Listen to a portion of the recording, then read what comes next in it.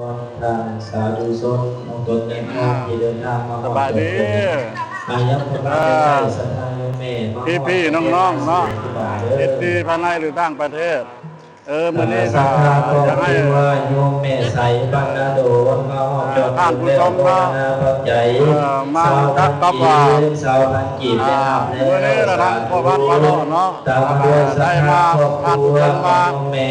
ทำบุญทำกุศลเนาะโยมเมเป็นวันที่15มาแต่บ้านนาโดนจะมาหอบจดถึงแล้วโมทนาปัจจัยสาวพันกีบ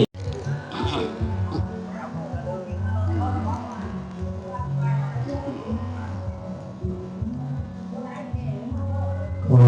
อนุโมทนาบุญนำศรัทธาครอบครัวแม่ออกน้อยไสยาลาเดินทางมาแต่บ้านจอมทองนี้จะได้มาฮอดจอดถึงแล้วรวมโมทนาปัจจัยต่อยอด50,000 กีบ50,000 กีบได้หับแล้วแล้วก็ตามมาด้วยศรัทธาครอบครัวของพ่อออกคำดีพร้อมด้วยลูกหลาน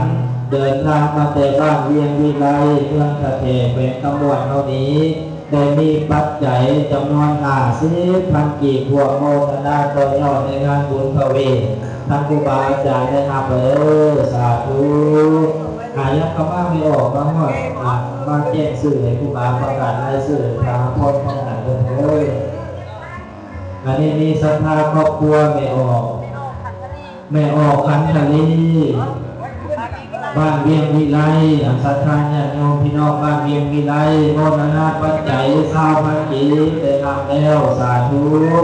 แล้วก็ตามมาด้วยศรัทธาครอบครัวไม่ออกจอดมาแต่บ้านเวียงวิไลโมทนาปัจจัย20,000 กีบได้รับแล้วตั้งใจนับพรเด้อสุขีติกายุโกภวะอภิวาทนาสีริสานิจังมุทาปัญญานิโนจัตตารโรธรรมวัฏฏิอายุวันโนสุขังภะลังสาธุขอ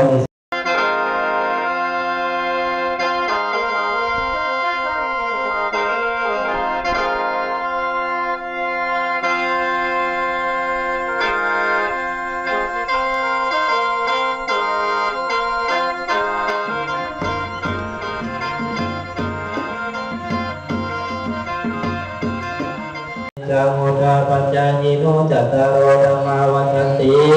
อายุวันโนสุขังนาสัพพนาหันสุตังกีนันติสัพเสสี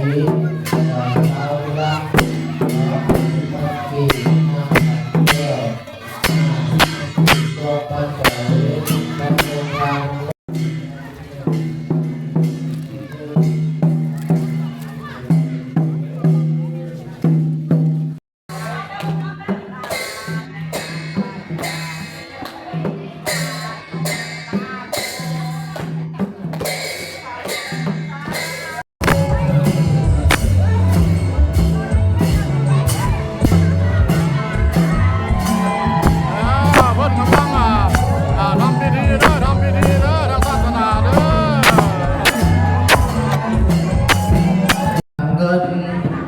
เงินพ่อเงินแม่นำเวสตาโมบุญอันนี้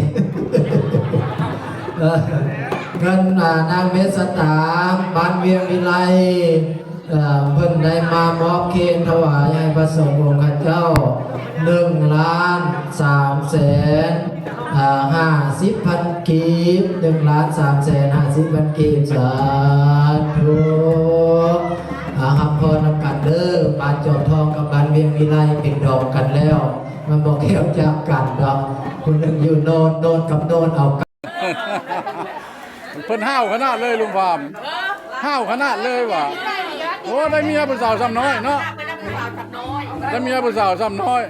อดเอาคำก่อนลุงพามมันจะพาห้าวหลาย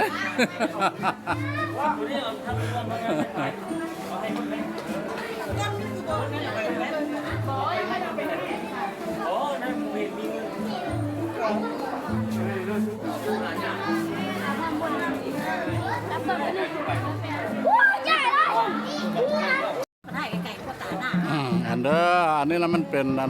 ขบวนสร้างเด้อขบวนสร้างนี่เป็นเพิ่นจกสลากทึกบ้านสุขสวรรค์เนาะ หาเมืองตะแคกแข่งขมวนนำเฮาท่านผู้ชมบรรดา FC ภายในหรือต่างประเทศเนาะถ้าผู้ใดบ่ได้มาแล้วก็ติดตามช่องพ่อบ้านพระเลาะเด้อมันเป็นประเพณีเนาะได้สืบทอดก้าวขานกันมาแต่บุตรห้านนาการเนาะฮิต12ของ14ฮิตนี่คอดเจียงแต่พ่อแต่แม่เพิ่นก็บ่ได้ปะได้ไล่เนาะหามาเบิ่งน้ำกันเด้อเตรียมประมาณอันนี้แหละ2 โมง 3 โมงเพื่อกับสิเคลื่อนพระเวทเนาะเข้าตัวเมืองหามาเบิ่งน้ำกันเด้อพี่น้องเด้อเป็นเพลนี้มื้อนี้เป็นมื้อสุดท้ายอยู่ที่วัดจอมทองนี่เด้อเมืองตะแคกแข่งขมวนได้พร้อมเพียงเฮียงหน้ากันเพิ่นละได้สร้างเนาะสร้างลุงพามนางเมฆสตาถือว่าเด้ออันนี้กับทางอันนี้ล่ะสมาคมยิงทางเท่าทางแก่เพิ่นเนาะได้เพิ่นก็ได้มาเต้าโฮมบางหน้าหลายตาเนาะเอามาพี่น้องผู้ใดบ่ทันได้ฮู้ได้เห็นคันเห็นคลิปพ่อบ้านพระเลาะแล้วก็ให้คลิปเที่ยวมาเนาะมาทำบุญร่วมชาติตักบาตรร่วมกันเด้อพี่น้องเด้อมาเพิ่นว่าเพิ่นว่าการทำบุญนี้เนาะบ่มีวันเสียเป้าได้พี่น้องเอ้ยมันเปรียบเหมือนเฮากินข้าวเนาะเฮากินเฮาก็อิ่มมันบ่ไปอิ่มอยู่ท้องคนนั้นผู้บ่ได้กินเด้อท่านผู้ชมเด้อมาทำบุญทำกุศลนำกันคนชาวพุทธเฮาทั้งหลายนั้นมันฟ้าไหลบ่ได้เนาะฮิต12ของ14ได้สืบทอดกันมาเฮ็ดไปแล้วก็หายโศกหายเศร้าหายโรคหายภัยเนาะเฮาได้บุญได้กุศลไปใส่ครอบครัวตลอดฮอดโตเฮาเองเด้อญาติติพี่น้องเอ้ยมาผู้ใดบ่ได้มาก็เขี่ยวมาเด้อทันอยู่เด้อผู้ใดอยู่ใกล้อยู่เคียงประมาณ 2-3 โมงเพิ่นสิได้แห่เนาะแห่จากจอมทองไปหาโรงเรียนอันวัดสันปะอุปคุอันนี้นะมันเป็นนั่นเด้ออีกด้านข้างอีกทางนึงเนาะของบ้านชาวบ้านสุขสวรรค์เนาะพร้อมหน้าพร้อมตากันมาทั้งเฒ่าทั้งแก่ทั้งสหพันธ์กัน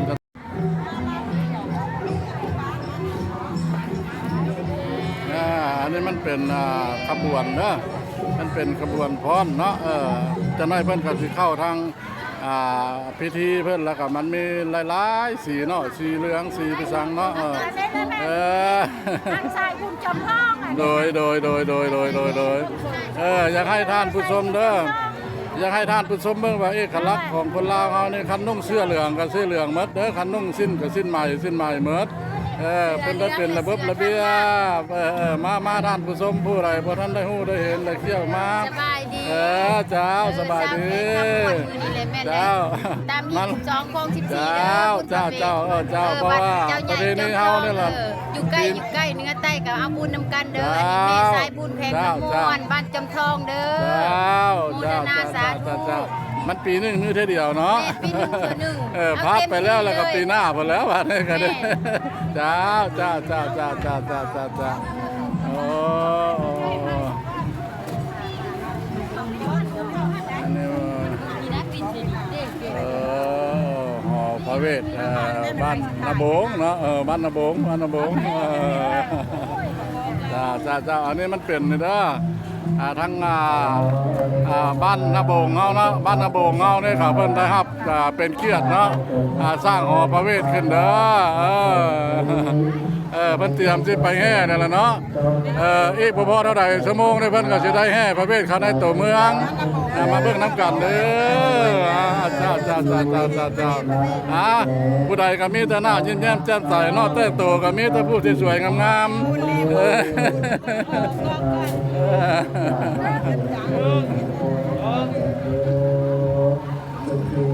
โอ้ยงามเด้อมื้อนี้เนาะมื้อนี้งามเด้อว่ะ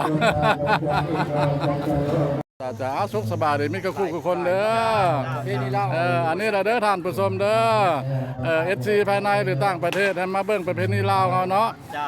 ปีนึงเป็นมีเท่าเดียวเนาะเพิ่นบ่ได้ป้าฮิต12เด้อของ14ปีพระเวสสันดรเพราะว่าปีนึงได้เฮ็ดบุญพระเวสสันดรแล้วก็เพิ่นก็ได้มีทีมนี่แหละ ปฏิบัติของชาวพุทธเฮาเนาะแบบว่าพรด้วยแคนด้วยแคนเอกลักษณ์ของเพิ่นก็เสื้อดำนั่นแหละเสื้อดำคนสมัยโบราณเนาะมาเบิ่งนํกันเด้อผู้ใดอยู่บ้านอยู่เมืองอยู่บ้านเด็กบ้านไก่บ่ได้มาครับติดตามคลิปพ่อบ้านพ่อเลาะเด้อสิถ่ายทำเห็นทุกมุมทุกแก่เด้อคักหลายคักหลายคักหลายคักหลาย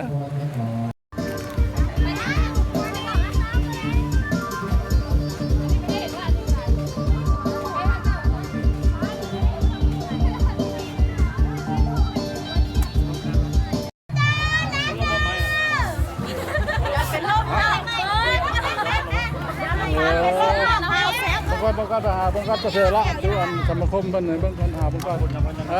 จ้าอัปปาลาทานคำมัตเมพันเตมัญญากตังกุลสามินาอนุโมทิตาพังสามินากตังกุลไมหังอาตาพังสาธุสาธุสาธุอนุโมทามิสา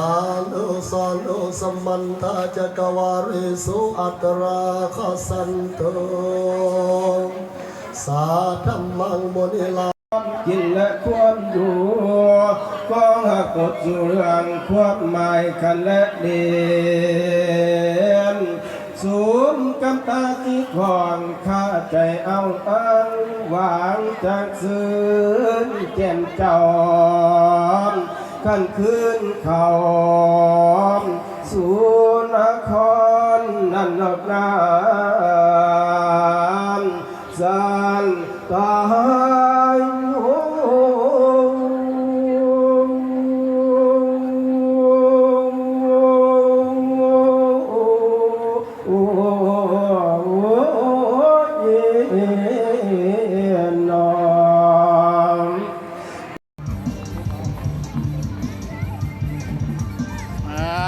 บ้านนี้ล่ะใกล้สิเสร็จสิ้นแล้วเด้อท่านผู้ชมเอ้ยบ้านนี้ล่ะมีแต่แห่พระเวทเข้าตัวเมืองเด้อแห่พระเวทเข้าตัวเมืองแห่มดเป็นงัวควายสร้างม้าเสนาอามาตย์ของอันนั้นเนาะของลุงพามแล้วก็ตั้งๆอะไรเนาะทั้งแม่อย่างลูกของนางมาทีเนาะทางตาพามเพิ่นได้เอาไปลูกนางมาทีกนาสาลีเพิ่นก็ได้แห่เข้าไปในตัวเมืองอันนี้เรากำลังลงคอยจอมทองเด้อพ้นลัตนาไปพ้นก็คือขบวนเนาะขบวนชดเด้อยาวไก่เด้อด้านผู้ชมเด้อเรียกว่าเป็นลักเนาะเป็นลักพละมันมีหลายขบวนหลายบ้านหลายเมืองดีแล้วเด็กน้อยกำลังลงจากค่อยจำทองนะลงจากสถานีเนาะสถานีแห่งชาติของเขตคำวันเนาะสถานีทรงฮกนั่นละจะลงเข้าไปเส้นทางนี่แหละการใช้ทำต่างๆเนาะกระเพาะประมาณน้ำนะเนาะทุกสิ่งทุกอย่างด้วยว่าขอบใจธรรมดาผู้ใดด้วยว่าได้ติดตามคลิปประวันมาล้อตั้งแต่ต้นกันจนจบแต่ก็ขอบใจนำเด้อทุกคนปีนี้ด้วยว่าจบเพียงสำนี้เนาะให้ทุกคนอยู่ดีมีแห้งเด้อให้อยู่ดีมีแห้งเม็ดทุกคนอย่าเจ็บอย่าจนเข้าใจขอจบคลิปไปเพียงสำนี้เด้อขออนุญาตปลอดภัยนำเนาะโอกาสหน้าทางประพานพาล้อยังเชื่อว่าไปได้ทำอันได้ดีมาให้ท่านผู้ชมเบิ่งขออนุญาตเป็นคลิปเด้อสบายดีสวัสดี